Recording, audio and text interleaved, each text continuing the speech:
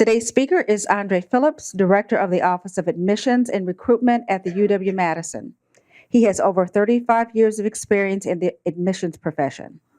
Andre is going to discuss what informs the efforts his admissions team engages to recruit, admit, and enroll each cohort of incoming freshmen and transfer students to the UW-Madison. Andre, we look forward to your presentation, and we have made a contribution to the Rotary International Polio Plus Fund as a way to say thanks for speaking to us today. As we welcome him to the podium, a reminder that if you have questions, if time permits, please wait for the audience microphones. Thank you.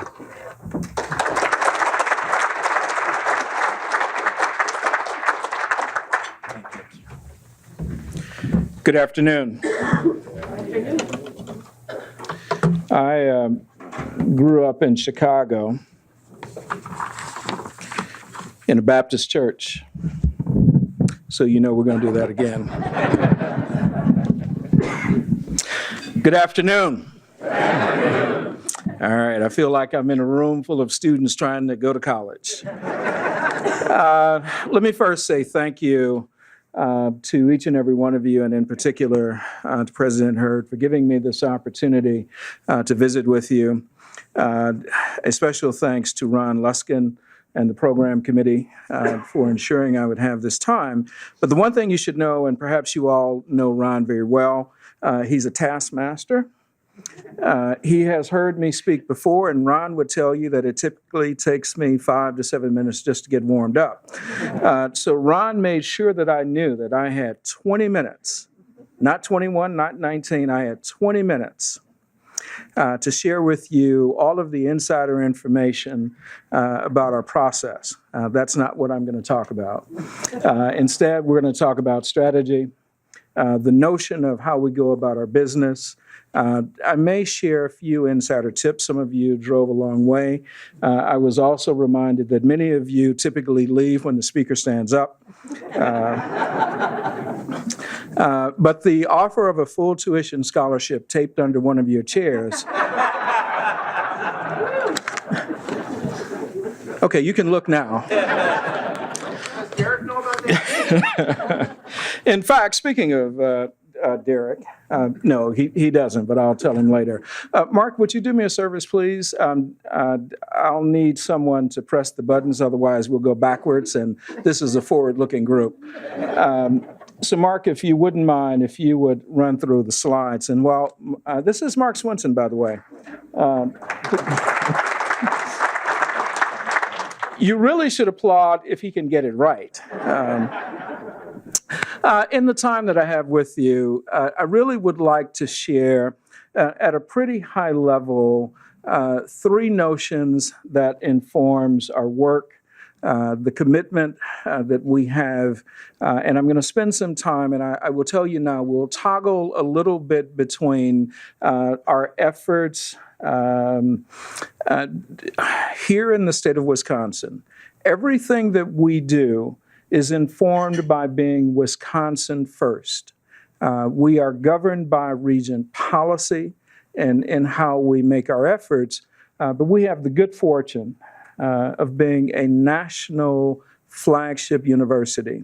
And as we talk about in our office on a regular basis, and this is a part of my ethos, we want to be the office that other admission offices look to, because we want to be the university that other universities look to when it comes to educating young people, providing opportunity, and showing what the end product looks like. So if you hear me toggling between what we do for students here in our state, what our vision looks like, we hold the same notion about our national and our international efforts. So I'm not necessarily going to speak to the slides, but you can peek at those from time to time. I may even point, Mark may point, hey, it's on the screen. But what I really want you to have a sense of is that everything we do in our office, we are intentional. At a high level, we're an undergraduate community of just under 30,000 students. Our university educates lots of students.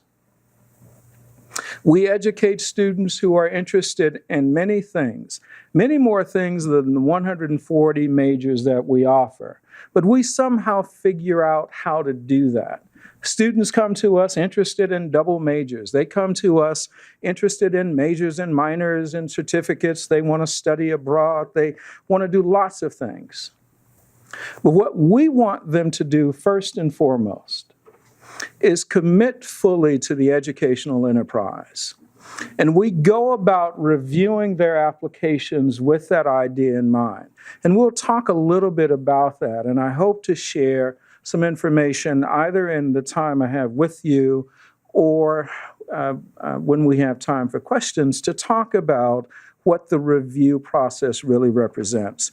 What you see on the screen now as we move forward really is a sense numerically of what we've engaged over the 5 years, but also where we're headed. And you won't see that on the screen. I'm going to share it with you. You can write it down, commit it to memory. But what's really important about the university, certainly in the time that I've been around, is that our application numbers over the last 5 years have continued to grow. I want you to have a sense that we are governed by this region policy that says everything starts with our commitment to Wisconsin.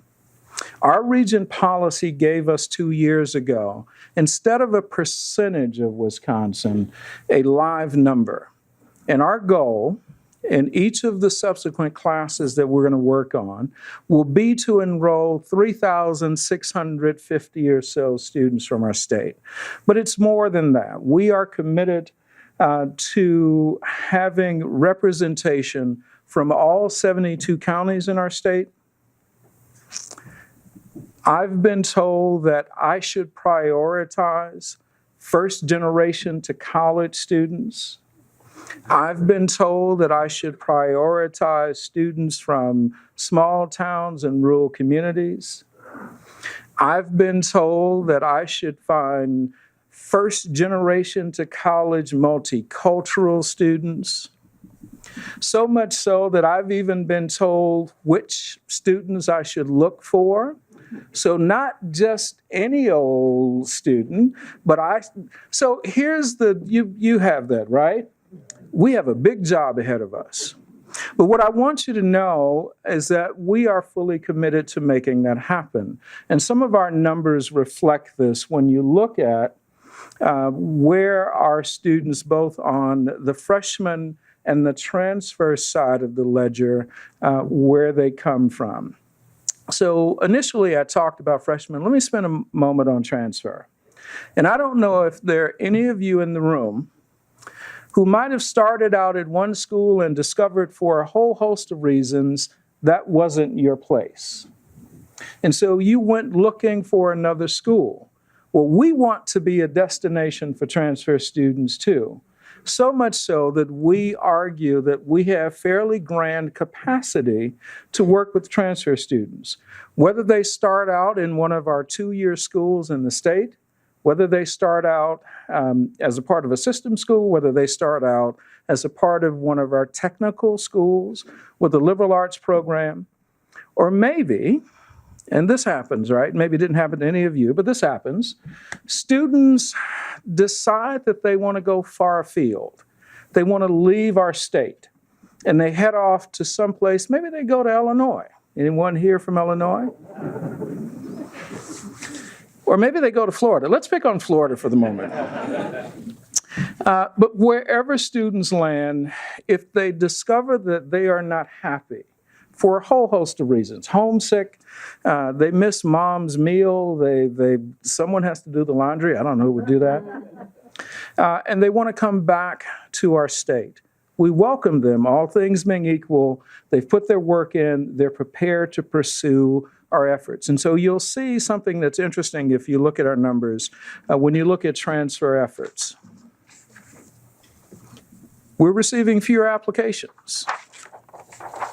But what do you also see when you look at our numbers? We're enrolling more students. And in large part, We think that students who head away or start somewhere else, even in our state, they'll find that the breadth of the opportunities on our campus will make sense. So you're probably wondering now, well, how do you do that? How do you select? Because there are many more applicants than there are students who, one, get admitted and students who enroll. There are three important things if you don't remember anything else about how we do our work. Number one, our approach to reviewing freshmen and transfer students is holistic. And for the purpose of this room right now, a holistic application review simply means we read everything that students submit to us. There are things we ask. We read it carefully. We don't throw it up and we don't pick the first ones to fall. We don't throw it against a wall expecting that it will stick. We actually ask students to give us some sense of their foundation. Now, I argue that what they give us really is only a snapshot, because there are only so many questions we ask. There are only so many things we require, but that snapshot ought to give us clarity. So what do we look for? What do we look at?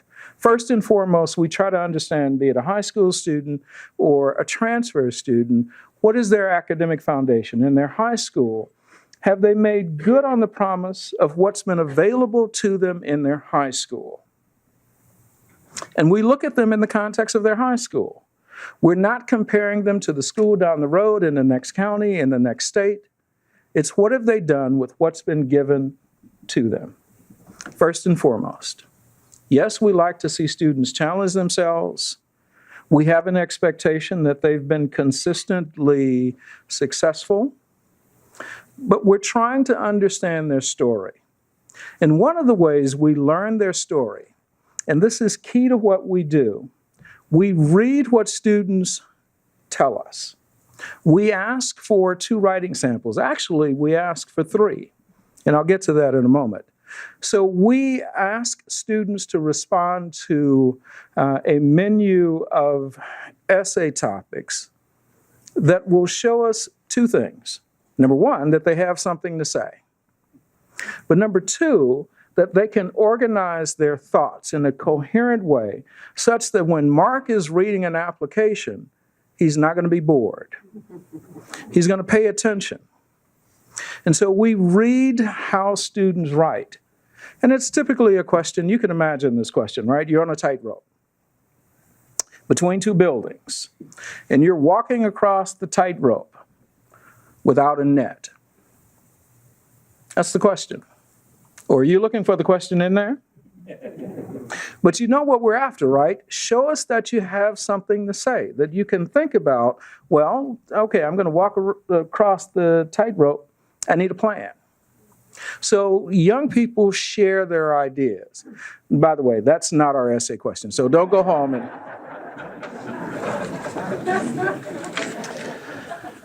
There's a second question, and this one is far more practical.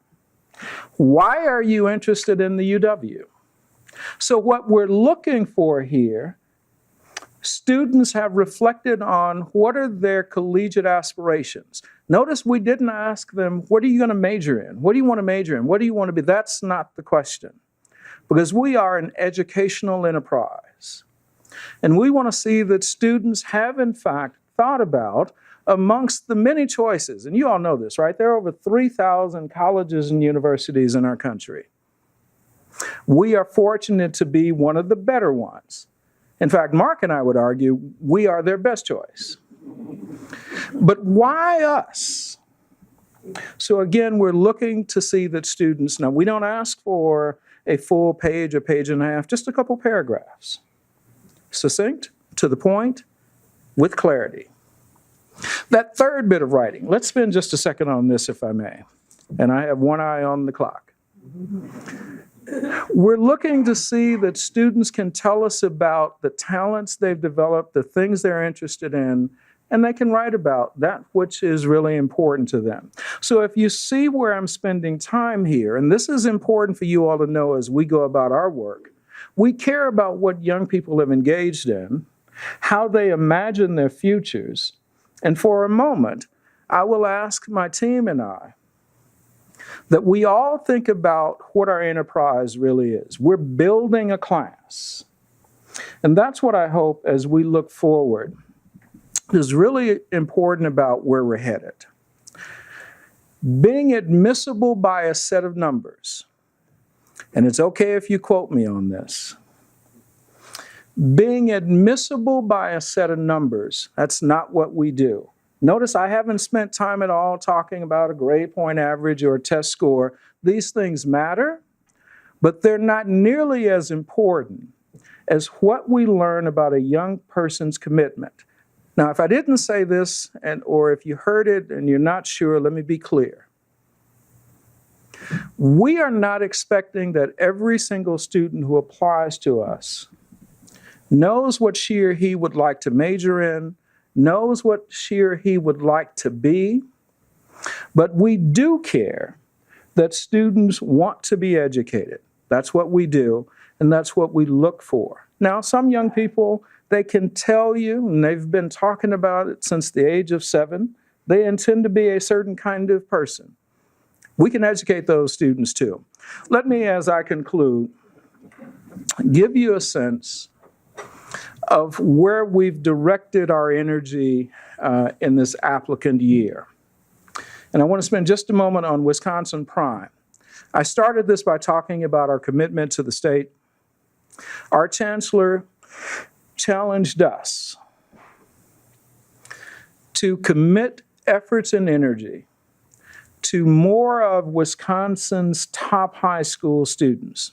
We surveyed students from around the state, and there were a few things we learned. And one of the things we learned when we looked at the so-called top students, and they are so-called because their grade point averages and their test scores were at the highest ranges. And to our surprise, there were some students who were in that upper range who didn't apply to us at all. There were other students in that range who applied, got admitted, and made the bad decision to go somewhere else. Chancellor Blank wasn't happy about that.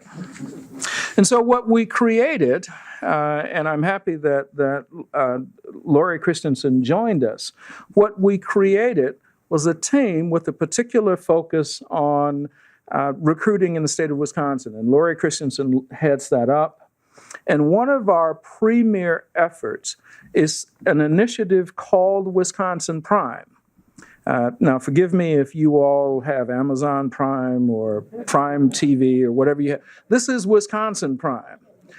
So it has a particular spin, but what's important about this, we are trying to say to students from around our state that even though we are in your backyard, you can have a world-class experience. You can double major. You can study in another country. You can do research. You can do all of those things, plus the added benefit of being in a community of scholars that's over 43,000 strong. There are very few institutions who can make that claim. We can, and we will, and we do. Because it is our notion that if we can retain more of our own students, we are better positioned to serve our state. The second of 3 things I'll share with you in the 2 minutes, I've been given my 2-minute warning by Joe, that I share with you are 2 other initiatives. And I'm going to skip in the midst of time, I'm going to skip transfer. But I want to get to our focus on first-generation multicultural students. We also recognize when we look at our numbers and when we look at our enrolling classes, we do okay. But okay is like getting grades in class. Remember this when you were in high school? And your teacher told you there are only 3 grades that count? Remember that? Or maybe this teacher was talking to me. Because I really thought I had an option for 5 grades. And once the teacher explained to me that F's and D's didn't count, that changed the dynamic, right? So okay sounds like a C. And if you think about you only have 3 grades that count, C puts you at the bottom. And this is an AB group, so I'm sure you know what I'm talking about. So, okay, when it comes to recruiting students of color, first generation students, multicultural students, not good enough. We need to do better. We are working at that so that we can say that we are extraordinary. When it comes to outreach, recruitment, and enrollment, here are 3 quick things, and I will stop and take your questions. 3 things that we're doing. We're building out a program to identify students of color, multicultural students in their sophomore year. And we're going to work with students from around our state to begin what I refer to as the admissions conversation. And it will start with, hello, how are you? Just that simple. And then we will talk to students about course pattern and coursework. We trust they hear it in high school. We want to reinforce it and help students understand the importance of challenging themselves in high school. So we're building out a sophomore campaign. Some of you might think that's really too early. I'm here to tell you, in the national landscape, the competition we're in, we're late. If we're not talking to high school students about college, we hope that they are having those discussions in their homes, in their high schools, but we will engage them. Second, we are looking to bring students to our campus. You all own cars, right? And you did not buy that car from a brochure. You probably went to the dealership. You might have gone multiple times. And what was the first thing you did after you opened the door and you took a whiff of the good-smelling leather? What did you do? You went around and you kicked the tires. Well, maybe you did something to touch that vehicle, and then you sat in the seat. And that's what we want for our students, because what we've discovered, what we've heard, what students give a sense of, they don't have ownership of this notion of college, this notion of university, and we think we need to bring them to us. So we're going to rent some buses. We're going to put some students on a bus. We know we have to feed them. We might even put food on the bus. What do you think, Mark? That might be a good idea? We're going to give them some brochures. We trust they'll read them. But we've thought about this, and Lori and I have tried this, right? We've given prospective students discs, and we've put some information on. We may do that again. But we're really going to try to figure out, what are the young people thinking about? So we're going to ask them, because an old guy like me just might not know how to have a conversation with a 14-year-old. So we're going to let the 14-year-olds tell us what we need to know. Here's the final thing I want to share with you, and I thank you for your time. We're going to do these things in our state, but we are a national institution. And so we're going to try to replicate much of what we're going to do here in our backyard, strategically in locations around the country. So we're going to leverage our good name. We're going to leverage our reputation around the audiences our faculty and administrators like Patrick Sims are most interested in working with. Because at the end of the day, this is about talent development. And so for those of you who sat with Patrick or you know Patrick, he has 7 high-impact programs that will touch lots of students. So we want to help feed that pipeline. First and foremost, students from our state, but students from around the country.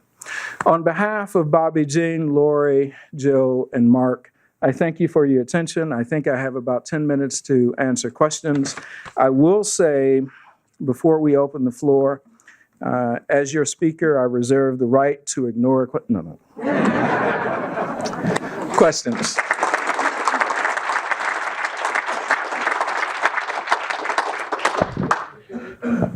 Andre, thanks for being with us. I may be the only UW alum here who realizes I would not get into the university today, but my question is how the analysis of either students who you offer admission to that do not accept, or those who start here and choose to leave, how that informs your process and your thinking. Sure. Thank you for the question. And so let us first start with students who apply who don't get in. And I said to Bobby Jane, and I should tell you, Bobby Jane's role, she works with all of our admission counselors who read and review applications. And as you saw from our numbers, we have the good fortune, it's a blessing and a curse, of having more admissible students than we have room for. So it is the case, even here in our state, that we will see students who are admissible by some numeric criteria who likely could find success in our classrooms academically that we have to say no to. And so Bobby Jean and her team will go through the arduous task of reading applications, not just one time, 2 times, and in some rare cases, we'll look at an applicant a 3rd time. It is a labor-intensive process.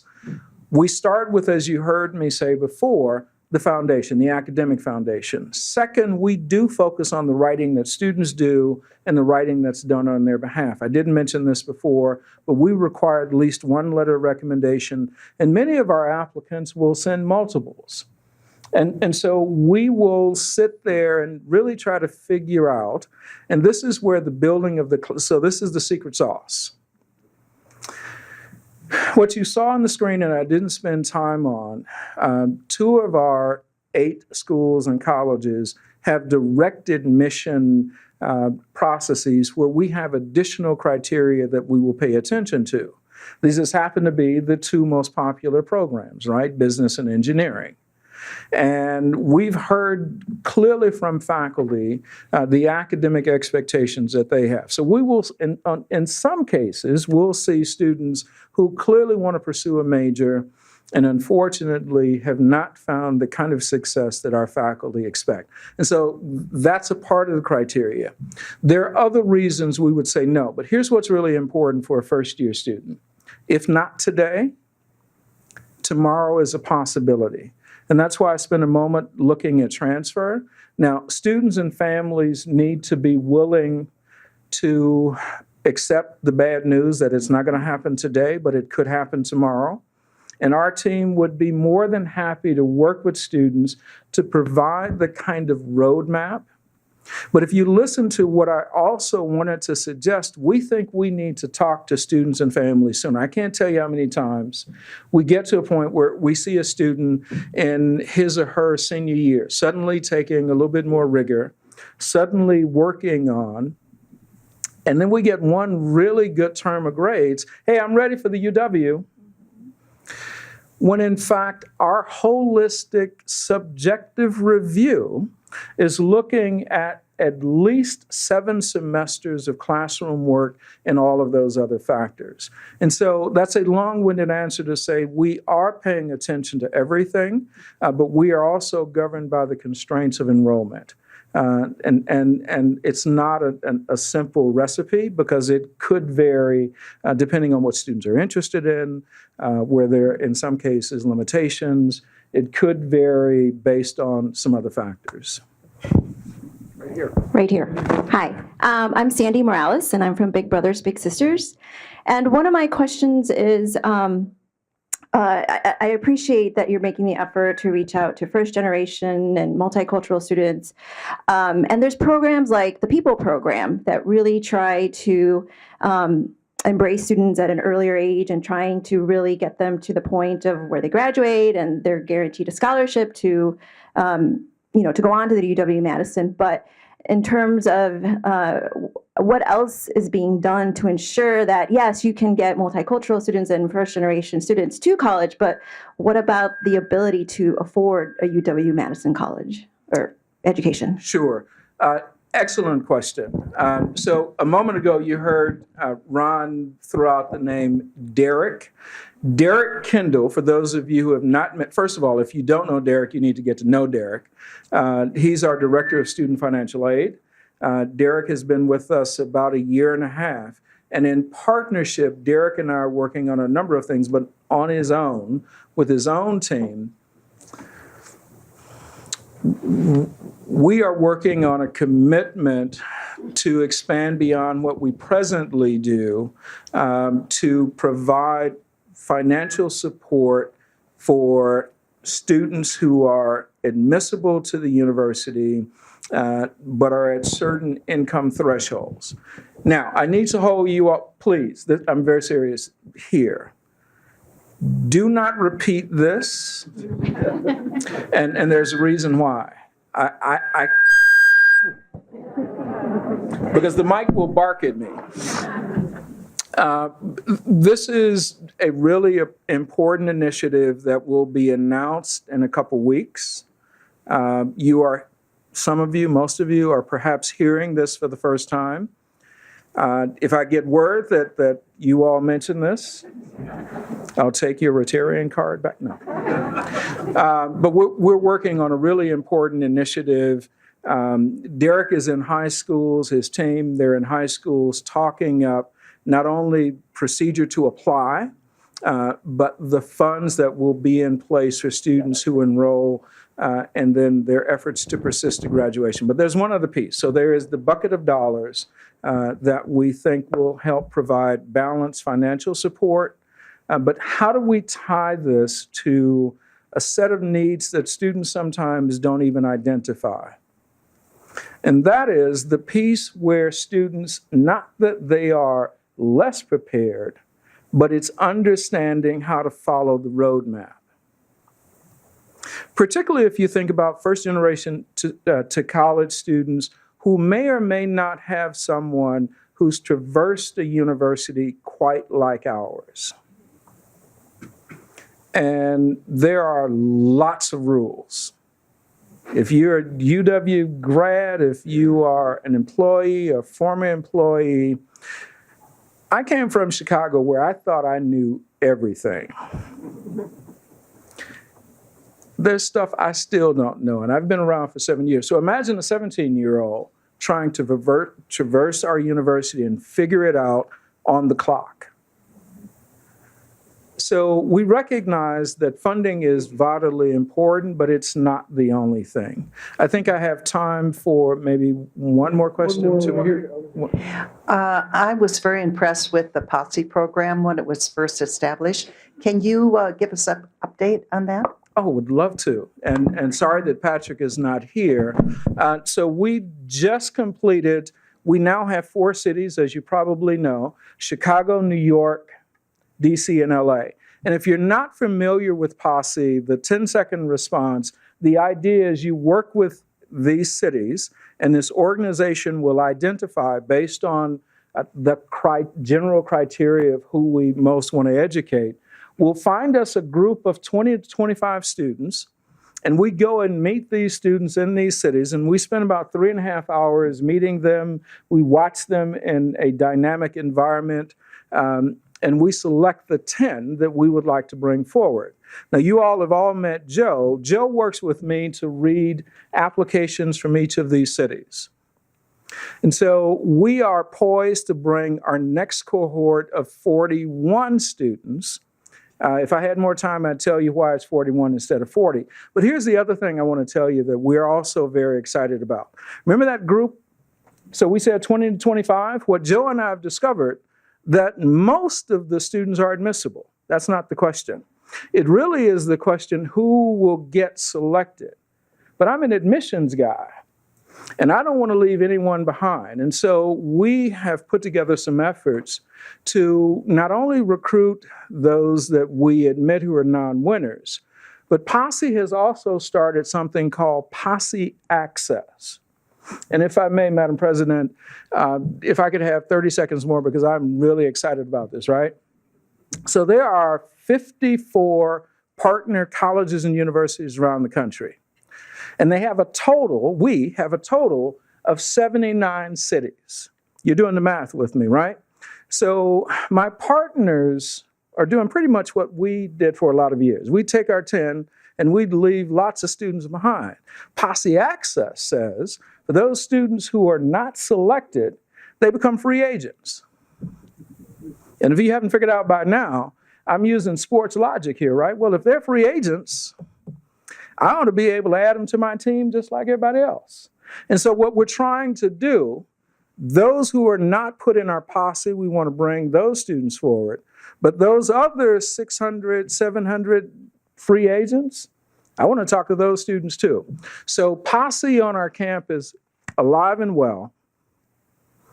But we are also thinking about those other young people too, because our goal at the end of the day, we intend to transform our campus. Thank you all very much.